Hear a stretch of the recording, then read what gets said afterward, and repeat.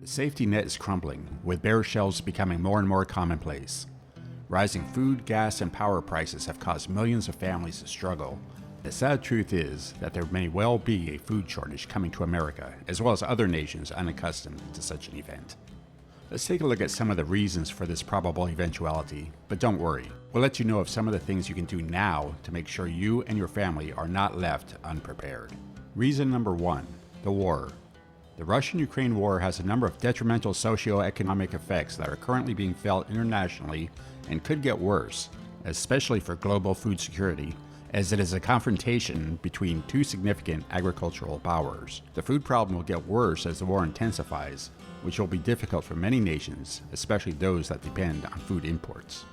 Reason number 2, the pandemic.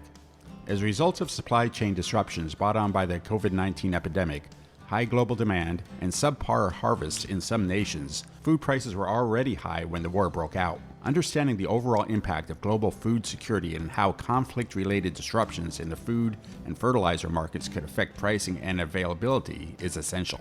Reason number 3, politics. Recent government actions in the U.S. that were well-intentioned but possibly short-sighted has a major impact on the price and availability of the fuel needed to deliver food from the farm to the table. Other factors. 2022 saw a sharp rise in food costs and a global lack of food supply. Compounding geopolitical and economic issues were at the root of growing crises in various parts of the world. The Food and Agricultural Organization has issued a warning about a breakdown in the food supply and rising food prices, along with other market watchers. Lack of supply of important commodity crops like wheat, corn, and oilseeds, which could lead to price increases, is a major source of worry. Bottom line, numerous underlying rigidities, weaknesses, and inefficiencies in the world's food systems are aggravating the reality of the coming food insecurity, with the result being a roughly 40% increase in food prices year over year. Call it a perfect storm. We are starting to feel the direct effects of inflation and are faced with a very real likelihood that a severe food shortage at a level previously seen only in developing and third world countries will soon be upon us. In no particular order, here's what we can do now to help prepare. 1. Learn how to make preserves.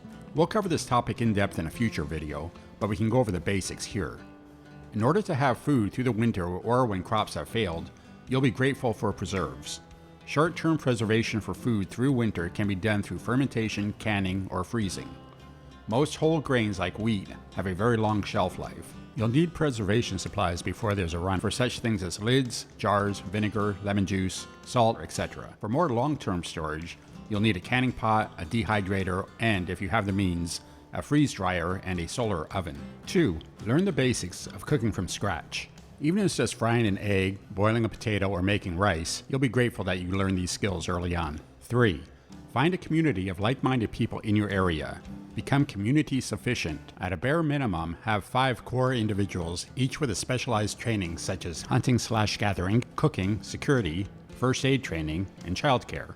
Number 4, don't forget about pet, poultry, and livestock food. Most pets can fend for themselves during an emergency, but if you have chickens or cattle, you'll need to make sure they are fed. Number 5, stock up on seeds now. In a food shortage situation, there will be a run on seeds. Demand will be high and there simply won't be enough seeds to go around.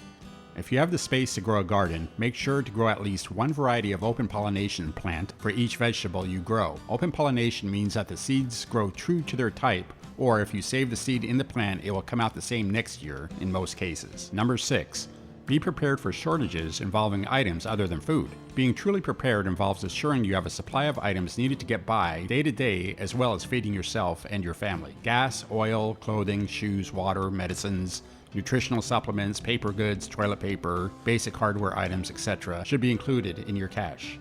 Number 7, rotate your food and start this in advance. Anytime you purchase non-perishable items or staples you think would be good for your food cache, buy 2 instead of 1. When you run out of one of these items, don't use the second one, move it up in rotation and replace it with 2 more, repeating the process of eating 1 and replacing with 2 more. Never use the newest items, put it in storage and use an older item that is getting closer to the expiration date. In other words, always use your oldest food first. As we mentioned in previous videos, always use a marker to put a date on your food. That's it for today's video. Please subscribe and hit that notification bell. And as always, get out there and make it a great day.